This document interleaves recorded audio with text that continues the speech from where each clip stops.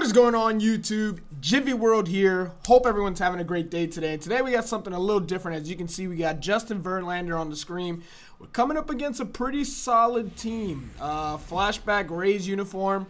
My opponent was pretty good. So what we're doing today is we are doing Justin Verlander's debut. And we're getting started here. And the first batter we're seeing is Ichiro Suzuki. Now, what I'm really intending to do is not really to show much into the gameplay as much as win or lose, just more how I think Justin Verlander is going to do in any of your rotations. And I did face a lot of good players in about 2 games worth of gameplay with Justin Verlander, and this is the first game and everything just seemed to go into place. This card just performed magnificently well. If you do not have a Justin Verlander and you have some stubs laying around or some players you can trade in, I would definitely suggest that this is a card you at least give a try.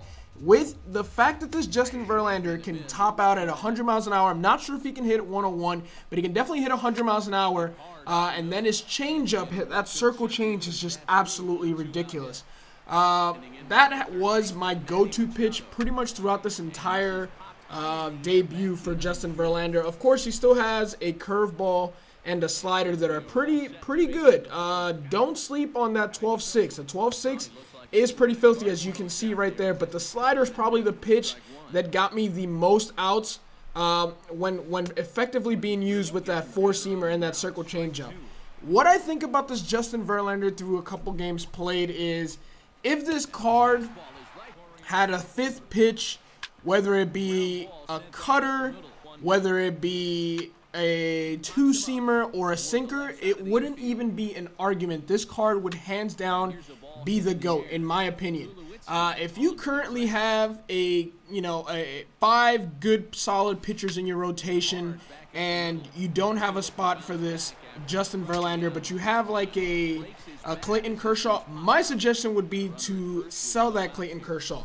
Right now, Matt Harvey is going pretty expensive. I personally, if I had the choice, I have not yet tried out that Matt Harvey, but from what I've heard, I would sell Matt Harvey, and I would definitely go after Justin Verlander. His per-9s are just absolutely amazing. The stamina is great. As you can see a little bit further into this game, it's going to be in the 6th or 7th inning, and Verlander is still going to be throwing 98, 99, sometimes 100, as he throws a 100-mile-an-hour fastball right there.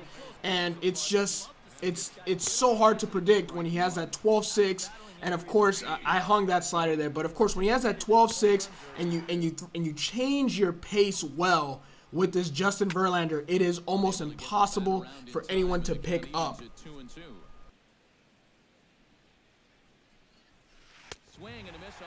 Now, I'm currently in the market, and I'm taking a look at Matt Harvey, and his per-9s, they're pretty good as well, but they're not as good as Justin Verlander. And if I take a look at Verlander's per-9, they of course they're significantly better. As you can see here in the 6th inning, though, this was the only mistake I made with Justin Verlander. For some reason, I threw him a curveball and just caught too much of the zone. It was a time in the game where I really did not have to attack Ted Williams like that, only up by 1 run.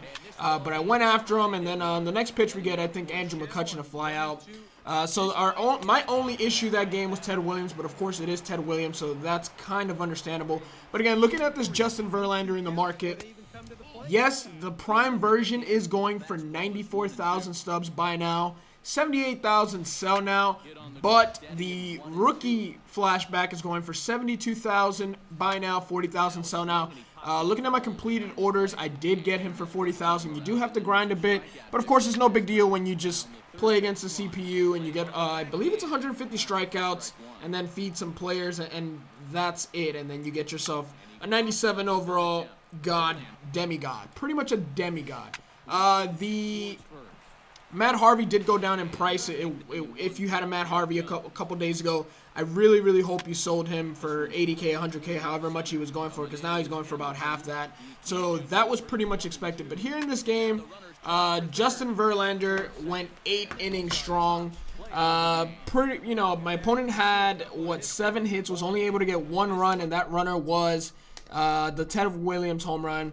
I asked my opponent what he thought about Justin Verlander. He agreed that Justin Verlander was an absolute beast. I kind of wanted to see from their perspective what they thought, but then I got myself into a mirror match with Justin Verlander, so it didn't matter because I was going to be able to face him.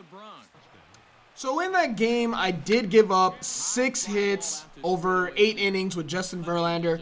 There were a couple times I do believe he had runners in scoring position with less than 2 outs.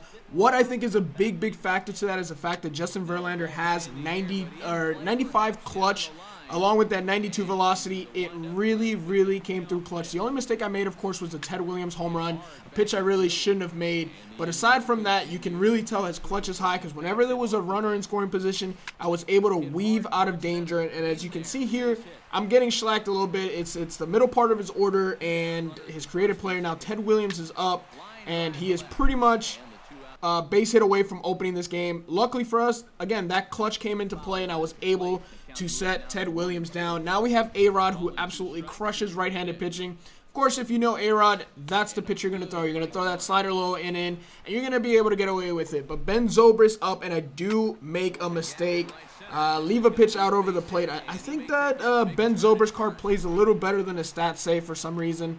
It's one of the cards I wish I kept. But my opponent made a lot of base running errors. This is not the only one he made. And here I have Josh Hamilton in first base. I'll explain a little more on the upcoming debut games I got going on, because there is about 6 more, because there's 7 new players on this roster during this game. So I will speak as to why Josh Hamilton's at first base. But other than that, not much to say about Justin Verlander. He's just looking really solid, getting ground balls, getting outs, getting himself out of trouble when necessary. But this guy was a very good opponent. He had a very solid team. Of course, he has Reggie Stalker in there. So I'm just doing my best to get as many fly balls, as many ground outs. Here is the one thing that kind of weirded me out. From one pitch to the next in this game, it went from daytime to complete black, pitch black. It looked like an hour or two had gone by, even though only about 5 minutes one pitch was thrown after. But I continue on, and here we got Justin Verlander still going. And I make a mistake, of course, to one of the best hitters in the game. We're in the alley, and we're trying to get this ball in and see if we can keep him from going to third. But, of course, he does this yet again. I'm not sure why he is running himself out of this game. And there I throw a fastball. I challenge A-Rod up in the zone, and I was able to beat him to the spot. And it's just a deep fly ball to right center field at Yankee Stadium. Now I'm trying to work that 12-6 again. And, of course, Ben Zobrist is up. Very good switch hitter, and I made a mistake, and I'm going to go ahead and pay for that. He's going to put that, I believe, into the upper deck, and geez, that ball is just long gone. It was one of a few mistakes I made, but here I throw a pitch to Joe Mauer, slider. The slider was just too good, and he ends up getting himself hurt. But Pablo Sandoval comes in, who's no slouch, and we're able to put him away with a couple pitches. Here I got burnt. But I think this is one game. I did have Jacoby in center field, but I did bring corners in, and instead of just individually bringing in my third baseman and first baseman in, it brings in the entire outfield. And there I just made a bad curveball in the dirt. I do believe, though, that a curveball being thrown right at you should be blocked. But nonetheless, now I'm starting to run into a little trouble with Justin Verlander, and it seems he's getting a little bit tired. And this is pretty much going to do it for Justin Verlander. I've given up 2 runs through 5 innings, which is not a terrible outing. We're going to get Reggie Stalker out of there, and that's pretty much going to be it for Justin Verlander. I went ahead and substituted him from Jose Reyes, and on the first pitch, he puts one into the right center outfield and into the bleachers, and that's going to do it for Justin Verlander. 5-inning pitch, 8 hits, 2 runs allowed, 3 strikeouts. Had a lot more strikeouts the first game, but still overall not a bad outing for Justin Verlander. The final verdict. Here is what I think about this Justin Verlander. If you are serious about this game, I know we're at the back end of this game, but if you're still serious about this game and you want to compete, you want to have a really good ace in your rotation, Justin Verlander is 100% someone you should go ahead and cop. Yes, I'm going to say it. Justin Verlander is a must cop. He is there. I want to say he's a top 3 pitcher in this game. I definitely want to say he's a top 3 pitcher in this game. That's very debatable. He's 1 pitch away from being number 1 in this game, in my opinion. Just from the pitchers I've used, in just a few innings, since there's a couple pitchers that I would like to use a little bit more. But that's going to do it for this video, guys. This is the Justin Verlander debut / review. It's just a really solid cards with a lot you can do with this guy. You can honestly throw the fastball changeup combination over and over and just continue to mix it up, and fastball changeup, fastball changeup, and you will just have hitters off balance the entire game. So to me, this Justin Verlander is definitely a must cop. And that's not it. I have 6 or 7 other cards that I played these games in that I need to review / debut, and I'm gonna go ahead and put that up on the screen. It is Jacoby Ellsbury, Carlos Gonzalez, Troy Tulowitzki, Joe Mauer, Andrew McCutchen, Josh Hamilton, and I think that's it. So it may just be 6. Those are the guys that I also need to review / debut. Let me know which one you guys want to see first. I do believe I'm going to do the Andrew McCutchen first, since he is still kind of a new card. And eventually I am going to get Matt Harvey and do one for him as well. But that's going to do it for today's video, guys. If you enjoyed this video, as always, please make sure to drop a thumbs up. One more thing, guys. If you haven't already, make sure to follow me on Twitter, because there is a lot of MLB news going down. I'm not going to do a trailer reaction or anything like that, or throw the trailer on my channel. I don't want to even risk something like that, but I did retweet it. It is on my Twitter. There is a lot of information going on in MLB 17. There seems to be some throwback mode in MLB 17 that looks really dope.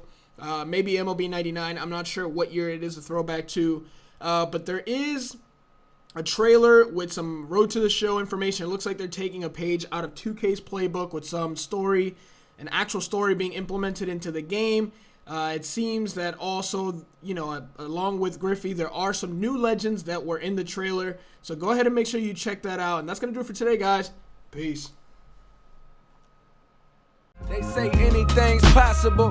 You got a dream like you never seen obstacles. Chasing obscene profits, so we ain't stopping for the red lights. Look at my review, all I see is niggas' headlights. Catch me if you can, hope. They try and sack me and I scramble. Look up in the sky, you see exactly where I am, bo. Hey, don't you see me, man?